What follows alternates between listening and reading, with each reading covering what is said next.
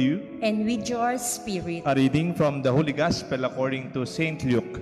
Glory to you, O Lord.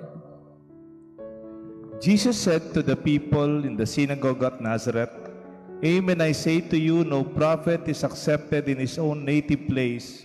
Indeed, I tell you, there were many widows in Israel in the days of Elijah, when the sky was closed for 3.5 years, and severe famine spread over the entire land. It was none of this that Elijah was sent, but only to the widow of Zarephath in the land of Sidon. Again, there were many lepers in Israel during the time of Elisha the prophet, and yet not one of them was cleansed, but only Naaman the Syrian. When the people in the synagogue heard this, they were filled with fury. They rose up, drove him out of the town, and led him to the brow of the hill on which the town had been built, to hurl him down headlong. But Jesus passed through the midst of them and went away. My dear friends, the Gospel of the Lord. Praise to you, Lord Jesus Christ. In the name of the Father, the Son, and the Holy Spirit. Amen. Esprit de Corps. Nung bata po tayo, mayroon tayong intramurals, di ba? Ito, galing sa salitang intramuros. Literally, kamukha ng intramuros natin sa Manila. Muros is the wall. Intra is inside the wall. Within the walls of the old Manila, old kingdoms, old palaces, and their people live within walls, and they were protected by the walls. May mga malalaking bakod, yung mga naunang kaharian, literally, to protect them and define their property. Ngayon, pag sinabing intramurals, usually, athletic competition yan. Yung tayo-tayo, lalaban-laban. Kunyari, intramural sa Sapang Bato Elementary School o kaya intramural sa Margot Elementary School o kaya intramural sa mga barangay ng Sapang Bato among the different sitios. It is inside the campus, sports, within the walls. Yung tayo-tayo, pag naglaban-laban yung mga intramural sa Sapang Bato, syempre, hindi papayagang lumaban yung taga Mindanao at taga Cebu sa ating liga dito.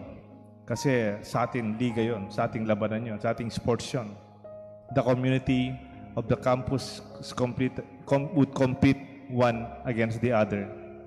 When we were younger, our world was within the campus, what they call kibbutz, a small community in the Jewish parlance. It's intramural.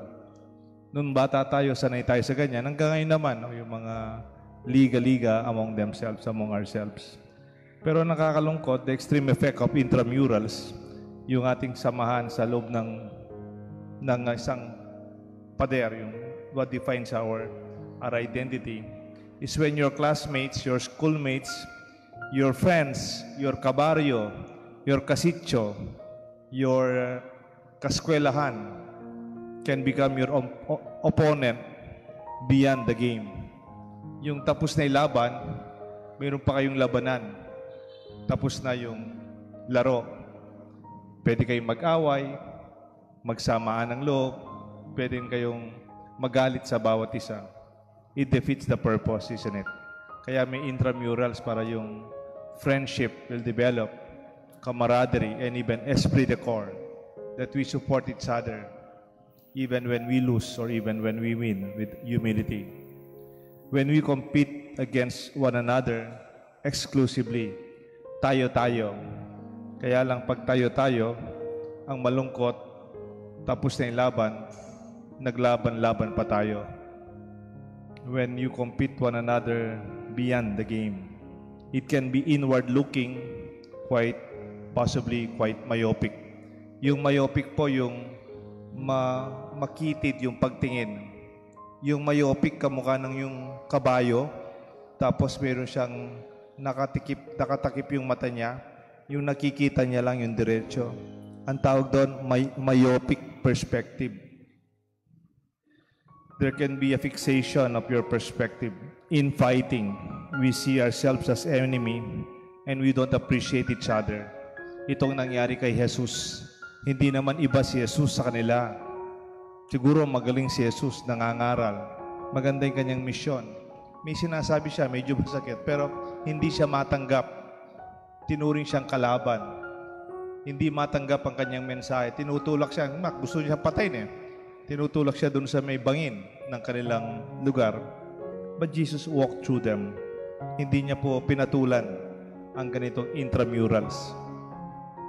In fighting, when we see ourselves as enemies and don't appreciate each other, problems beset the community with personal issues, petty quarrels, and differences.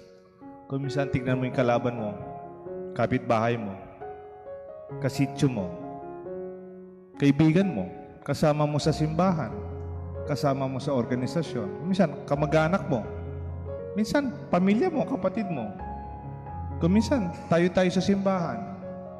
This is called intramurals in a negative form, that we don't love and see each other, lack of vision and lack of mission.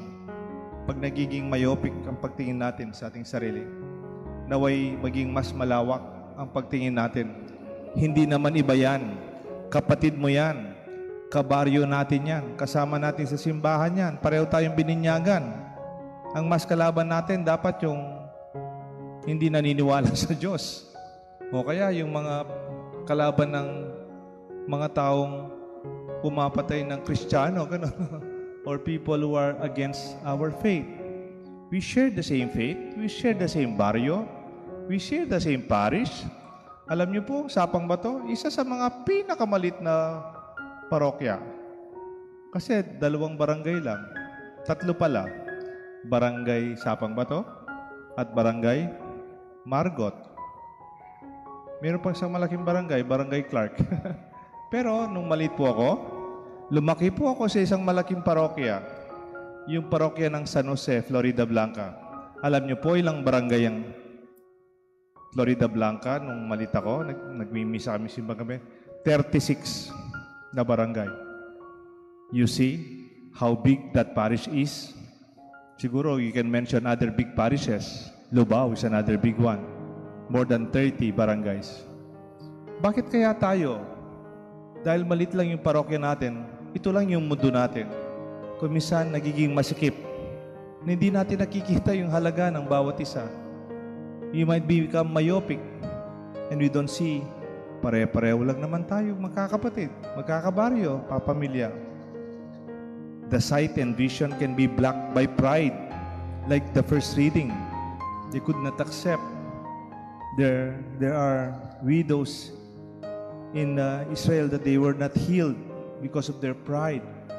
And even the leper was not even from Israel because of their pride. Kaya galit sila. Hindi nila matanggap because they want to be better than others. Ang tawag dyan, inbreeding mentality creates a smaller breed. Di ba po, manese ka aching kora, manese kang kambing ang pontupa? Potang deng lahida, iba lamo keng lahida. Lalatila. Ingaws na kanita, inbreeding. Itang karelang lahi, ila-ila mo, alalang manaliwang-aliwang panibatan, lalatila. Maybe we could allow the grace to open ourselves, even as Jesus went to his own town in Nazareth. Because of their inbreeding, they could not even appreciate their very own. Kapitbahay natin, kababayan natin, siguro sa kabataan nila, kasama nila si Jesus. Pero tinuring nila sang kalaban si Jesus. Tinutulak pa nga. Gusto nilang saktan si Jesus. May kukwento po ako na, di minsan, nagpa-facilitate po kami ng planning. Parang strategic planning. Kamukha na ginawa natin sa parokya. Isa po yung sa trabaho ko nung nasa social action ako, wala akong parokya. So nagpa-facilitate po kami ng isang planning. Kaya lang yung parokyang yun, matanda na. More than 400 years na yata. Kaya yung tradisyon nila, malalim na. At saka marami po yung mga banal na tao doon. Nakakabilib. At marami silang organisasyon. Tayo, konti nga lang organisasyon natin dito. Sila marami. very developed. Pero alam niyo po, nahirapan kami. The parish experience of pastoral planning, our SWOT analysis, long heated discussions, bitter debates, deadlocks, underpinning issues from the past and personal grudges and disagreements. Kung minsan, ginagawa namin yung vision, mission nila. Kami, meto kaming pamilya ng Diyos, meto kaming pamilyang maka-Diyos at makatao. Yun lang, nag-debate sila. Dapat mauna yung makatao ba yung maka-Diyos? Kasi tao-tao ba yung tayo? Hindi, dapat mauna mo yung maka-Diyos pero ba yung makatao? Yun lang po, talagang magagaling po sila lahat. Sabi nga ng kapatid ko, Father, maraming scientist dito. Scientist. Biyasulakan po. And we have to believe each other and we have to accept each other's beyond personal biases. Kung minsan, beyond the debate, mayroon pala silang naunang sugat na nakalipas sa kanilang samahan sa simbahan. During the tedious and patient process of our planning, many weeks, we discovered their gift, their graces, and opened their eyes to their mission beyond themselves. Yan tapong mibuklat lareng matada, ano ka grasya, ikasalpantayanda, at atila palang mission kareng aliwa. That is the only way we continued with our planning. Pwede kasing tayo-tayo lang ang nagkakaproblema. Hindi po tayong pwedeng tumulong sa iba. Ako, napakasaya ko. Meron na po tayong mga charismatic graduates. This weekend, nagkaroon po additional 18 na nag-charismatic CLSS. And maybe 6 na ba? 6 batches na ba? Yung ating 6 batches na. Even before the pandemic, nagpapadala tayo sa Immaculate Heart. And I'm very happy. You know, the charismatic community, they're already going out from the center of our parish. Nagpunta na sa Lipat Sapa. Hopefully, we're opening up to Deca and hopefully in other places. That is already going beyond ourselves. Once, may nagtanong po sa akin, what is the seating capacity of your church? Yung seating capacity, yung kapasidad ng upuan. I cannot estimate maybe, but the truth is I really do not know. Ako, pag tanungin niyo kung ilan yung seating capacity ng simbahan natin, hindi ko pa po, minsan binilang ko, nakalimutan ko na naman. Hindi ko alam kung ilan talaga, I'm not very accurate about it. Hindi ko po binibilang na 335 o 300, I do not know. But I'm sure what is more important than the seating capacity is what they call sending capacity. Yung kakayahan na magpadala ng mga nagmi-mission. Yung mga magpadala, the people with passion to reach out. This is more important than our seating capacity. Pwedeng maraming nakaupo dito, pero tayo-tayo pa rin. We do not see each other as enemy or adversary or even foe. But we work as a body and act as a team with the Esprit Corps. Is one body with one spirit, a common bond to accept not internal conflicts and competition. Ito po ang ating mabuting balita. May we experience the Jesus within us, even those who are not the same are actually our own. May God bless us all, the Father, the Son, and the Holy Spirit. Amen.